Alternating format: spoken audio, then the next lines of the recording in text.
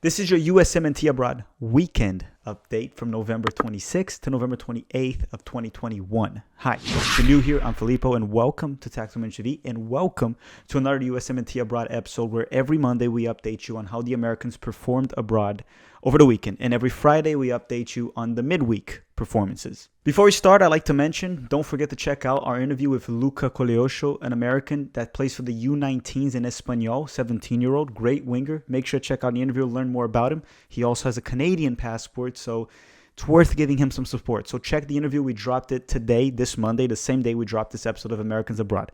With that said, before we start the episode, don't forget to hit that like button, subscribe to the channel if you enjoy these types of updates, and hit the notification bell as well. Those are very, very important. All right, let's start the episode.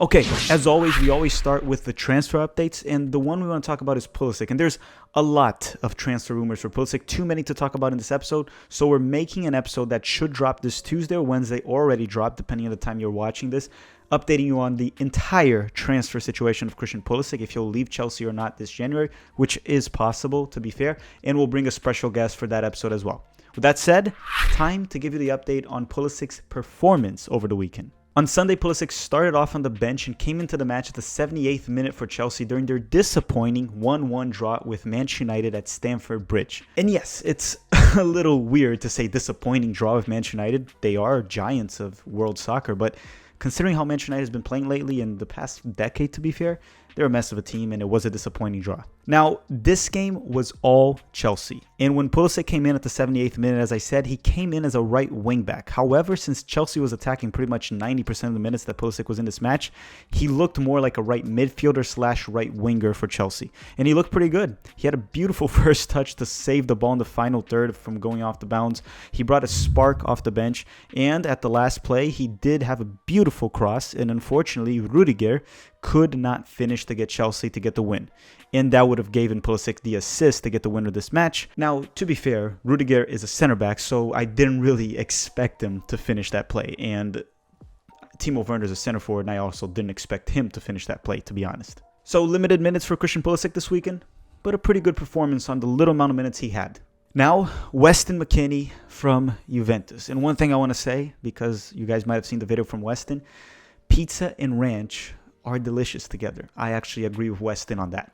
On Saturday, Weston started and played 64 minutes for Juventus during their 1-0 home loss to Atalanta. Weston played the first half mostly as a right midfielder in a 4-4-2 formation. He would pinch in quite a lot, with Cuadrado providing the width for Juve. He had a good performance in the first half, and he should have had an assist off a great long pass he sent to Chiesa, but Chiesa blew it. That even explains why Italy is struggling to make it to the World Cup for the second time, Chiesa, man, and also the fact that Jorginho can't hit PKs for the national team. For the second half, Weston Mckennie played as a central midfielder alongside Locatelli. Unfortunately, he left the game at the 64th minute with a sprained knee. Now, it did not look very bad, and Juve has confirmed that it's just a sprain, and Weston Mckennie is day-to-day. There's no damage to ligaments. With that said, knee injuries are tricky, and I wouldn't be surprised if Weston missed 2 to 4 weeks, but that's just me speculating.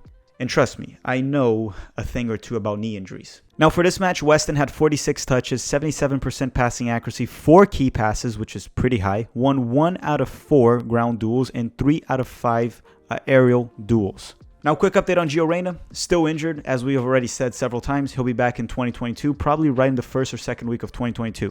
Now we're off to Dest from Barcelona. On Saturday, Dest stayed on the bench the full 90 minutes for Barcelona during their 3-1 win over Villarreal. Now, yes, he's been off the bench since Xavi arrived, and this weekend he did not even play, and midweek he only got 5 minutes.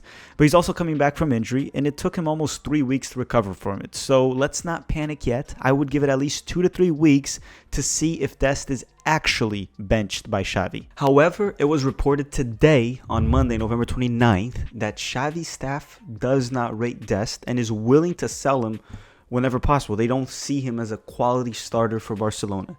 Whether we believe that or not, that's a different story. I mean, Dest is returning from injury. Xavi just arrived. Are they really ready to already give up on a talented 21-year-old returning from injury? Only time will tell. But I'm here to report, and I got to let you know. So apparently, from the information we have, Xavi does not rate Dest. But let's wait a few weeks, as I said, until we're sure.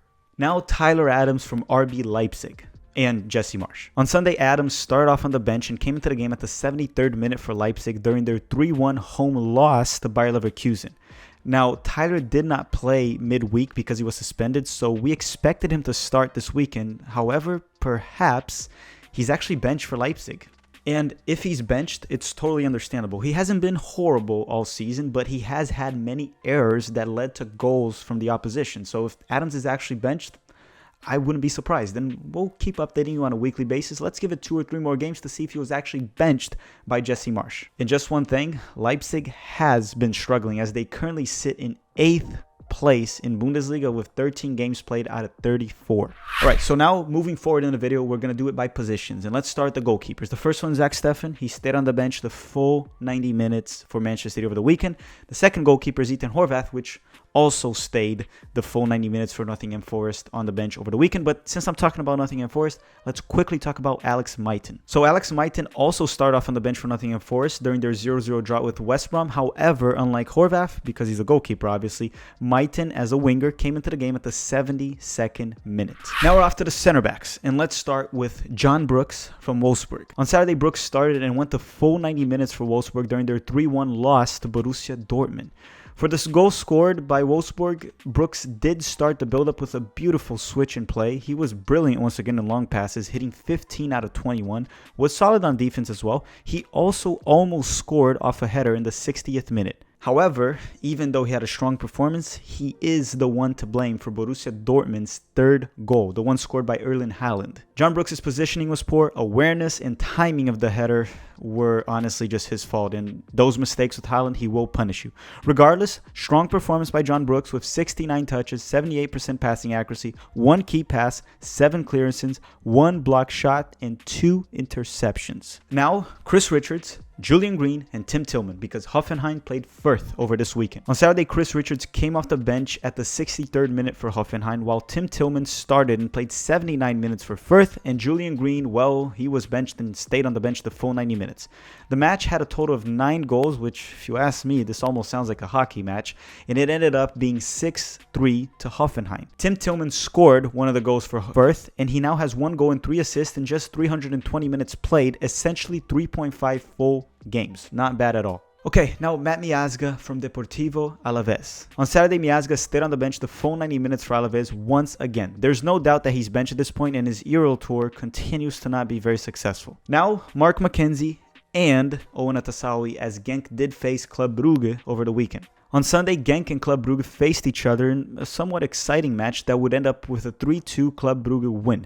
McKenzie stayed on the bench the full 90 minutes, and Owen Tasawi did not even make it to the bench once again. Now, Cameron Carter-Vickers, a center back, and Christian Ramirez, a forward, because they faced each other in Scotland over the weekend as well. On Sunday, CCV and Ramirez started and played a full 90 minutes, CCV for Celtic and Christian Ramirez for Aberdeen. CCV would get the best out of this one, and as Celtic was able to beat Aberdeen 2-1. Cameron Carter-Vickers had 91 touches, 95% passing accuracy, 4 clearances, and it's pretty good to see him working on the build-up, since usually he's not very good on the ball, but maybe it's not his weakest anymore. It's something to keep an eye on for Cameron Carter-Vickers. All right, we're off to the fullbacks, and let's start with the Fulham boys. So Anthony Robinson and Tim Ream from Fulham. On Saturday, Robinson and Ream started and played a full 90 minutes for Fulham during their 1-1 draw with Preston. Robinson got a yellow card for this match. Tim Ream scored the goal for Fulham, and he also got man of the match for this one. So congratulations to Tim Ream. Now, Sam Vines from Antwerp in Belgium. On Sunday, Vines started and went to full 90 minutes for Antwerp during their 3-0 win over Ostende in Belgium. Now, Joe Scally from Borussia Mönchengladbach. On Saturday, Scally started as a left wing-back for Gladbach during their 4-1 loss to Cologne.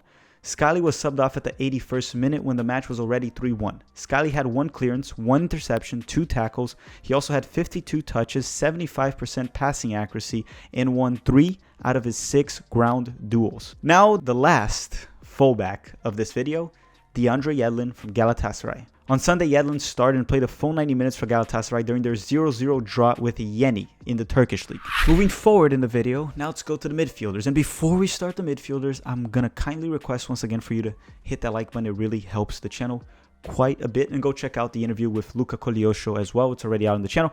Now let's start with Yunus Musah from Valencia. On Saturday, Musah came off the bench for Valencia at the 82nd minute during their 1-1 draw with Rayo. Next, Chris Durkin from STVV. On Saturday, Durkin came off the bench for STVV at the 68th minute during their 2-0 loss to Serai. There's absolutely no way I got that name right, but I honestly stopped caring at this point.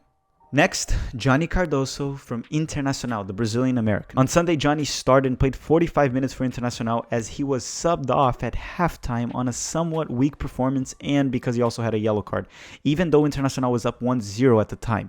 He played as a dual 6 in the midfield of a 4-2-3-1 formation, and honestly, Internacional fans were not happy with his performance as well. All right. Now we're going to go to the Venezia boys, so Tenor Tessman and Gianluca Busio. On Saturday, Busio started and played the full 90 minutes while Tenor Tessman came in off the bench at the 71st minute for Venezia during their 2-0 away loss to Inter Milan at San Siro. Now, Inter Milan are one of the toughest teams you can face in the Serie A, and as expected, they were the best team in this match. They had 12 shots on target, while Venezia only had 1, which, to be fair, it would have been a golazo from Venezia. Aramu has a killer lefty shot, and we saw that twice in this match. Now, for this match, Busio played mostly as an 8, so a central midfielder. And while he did seem to lack defensive awareness at times and the tracking back wasn't as great as well, he was amazing on the ball and almost perfect. He was great on distributions. His long passes was great, but he's always good on the ball. We've seen that. Busio is a very technical player with a high soccer IQ. He had 62 touches in this match, 96% passing accuracy, so the stats meet the eye test right here. He hit 7 out of 8 long passes, had 2 key passes, and 3 clearances as well. In regards to Tenor Tessman's stats, he wasn't there for the whole game, didn't play many minutes, but he did manage to win 3 out of 3 ground duels, so that's worth mentioning. Now, Christian Kappes from Brøndby in Denmark. On Sunday, Kappes started off on the bench for Brøndby during their 1-0 win against Randers in the Danish league. Kappes came into the match at the 84th minute, so he essentially played 6 to 7 minutes for this one. Now, Brenden Aaronson from RB Salzburg. On Saturday, Brenden started and played 61 minutes for Salzburg during their disappointing 2-1 loss to Austria Klagenfurt in the Austrian league. Brendan's form has cooled off a bit from early in the season, and we also saw that during the US men's national team camp. He only had 26 touches for this match, which is way below his average, which is 46. 61% passing accuracy, lost possession 10 times. However, he did win 5 out of 6 ground duels, and he lost his 1 aerial duel. Now let's go to Luca de la Torre from Heracles at Netherlands. On Sunday, de la Torre started and played a full 90 minutes for Heracles during their 1-0 loss to Utrecht. Luca had 66 touches, 82% passing accuracy, won 8 out of 9 ground duels, which is impressive. He also had 2 clearances, 2 block shots, and 5 tackles. One thing is for sure, Heracles really is forcing Luca to play a lot of defense. Now we're off to Ian Harkes in Scotland. On Saturday, Harkes started and played a full 90 minutes for Dundee United during their 1-1 draw with Ross County in the Scottish Premiership. Last but not least in the midfield, then we're going to go to the forwards very soon, Dwayne Holmes from Huddersfield. On Saturday, Holmes was back from injury and he started for Huddersfield, playing a total of 60 minutes during their 2-1 loss to Middlesbrough in the English Championship. Alright, we're reaching the final section of the video. We're going to talk about the forwards now, the wingers and the center forwards. And let's start with Timothy Weah from Lee. But before I get to Timothy Weah, don't forget, we will be releasing tomorrow or Wednesday a full update on the Pulisic transfer saga, what's real, what's not, and speculate a little bit just for fun. Let's go to Weah. On Saturday, Weah started off on the bench for Lee during their 1-1 draw with Nantes, and Weah came into this game at the 76th minute. Now for this one, despite limited minutes, Weah looked sharp and very, very dangerous down the right flank. He even had a nice play on the right wing, which his cross led to the PK, to which Jonathan David unfortunately had it saved, which could have been the game-winning goal. With that said, despite not many minutes, Tim Weah looked pretty good. Next on the list is Conrad de la Fuente from Olympique Marseille. On Sunday, Conrad started and played 69 minutes for Marseille during their 1-0 home win against Troyes. Now, this match was somewhat violent early on with some hard challenges. At least no bottles were thrown. And well, there were no fans, so that's the reason it wasn't thrown, because it seems like this season, every game with Olympique Marseille, there's bottles thrown in the field. Conrad had a quiet game and just not the best, to be honest. A few dribbling attempts that went pretty well, but not very good on the final third for this match. Conrad can do better, and we've seen him do better. And inconsistencies were expected from him this season, since technically it's his first season at the highest level. Yeah, because he wasn't really playing for Barcelona's main squad. Now, for this match, for Troy, Eric Palmer-Brown is also part of their roster, but he didn't even make it to the bench. Okay, so we're still staying in France. Now let's go to Nico Giocchini from Montpellier. On Sunday, Giocchini got his second start in a row for Montpellier, and unfortunately, he was subbed off early once again. At least this time it was the 56th minute instead of halftime. And this time also Montpellier lost at home to Lyon. Next, in our off France, let's go to Josh Sargent from Norwich. On Saturday, Sargent started and played 68 minutes for Norwich during their 0-0 draw with the Wolves. Sargent played as a right winger and the same old Josh Sargent as always. Again, I thought his performance was okay. He linked up well with Pukki at times. He was good on the press. The work rate was there. He even was pretty good on the ball when on the ball and helped a lot on defense. But again, the finishing and the confidence just doesn't seem to be there for Josh Sargent. Sargent had just 26 touches, 89.5% passing accuracy, and one shot off target. Like I said, he did a lot away from the ball, which honestly upsets me a little bit. It's what I call a Paul Arriola game, which is when the player pretty much does everything good except for being involved with the ball. Yeah, that he pretty much had another Paul Arriola game. But to be fair, I do think he should get a chance in the national team. I also do think Sargent is better than Paul Arriola. Just to be honest about that part. I don't want my words to be misinterpreted. Next will be Pefok. On Sunday, Pefok started and went the full 90 minutes for BSC Young Boys during their 1-0 loss to Zurich in the Swiss League. Now off to Tyler Boyd in Turkey. On Saturday, Boyd started and played 73 minutes for Rizespor during their 1-0 win over Kayserispor in Turkey. A very rare win for the last place team in Turkey. Now Emmanuel Sabi from Odense at Denmark. On Sunday, Sabi started and played 70 minutes for Odense during their 2-0 win over Nordsjælland, and I definitely butchered that team's name as well. Now, Ulysses LLanez from Polten, and I told you guys, I'm not going to update you guys on Ulysses LLanez every week because he's playing on the Austrian 2nd Division, but this time it's worth mentioning. On Saturday, Ulysses started and played a full 90 minutes and scored the game-winning goal for Polten during their 1-0 win over Rapid Wien 2 in the Austrian 2nd Division. Last but not least, Folarin Balogun from the Arsenal U23s, and I don't talk about him very much because he's on the U23, so let me talk about that. Balogun had a hat-trick for the Arsenal U23s last week, but look, he is 20, which at that age you should be playing at the senior level. He was tested in the EPL early in the season and he didn't perform well. It's great what he's doing at the U23 level, but we do need to see it at a senior level. On a positive note, he does have 14 goals in 10 matches for the Arsenal U23s, so he should seek first team soccer somewhere. Clearly, he's too good for the U23s. But those stats and those performances are just not good enough for the U.S. men's national team until we see him do it on a more competitive environment, essentially a senior level. It doesn't have to be Arsenal. It could be a loan somewhere else. With that said, everyone, thank you very much for watching. This does it for U.S. men's national team abroad. We will have the Friday episode for sure. Also, don't forget to check out the Luca Cogliosho interview that I already mentioned. It's out at the channel. And the Pulisic transfer saga that will be coming out this week at the channel. And I think we're going to do an MLS stream. We will be doing an MLS stream this week as well and over the weekend. Thank you very much for watching. Before you go, don't forget to hit that like button. It takes 1 second. Thank you for watching, everyone, and have a great day.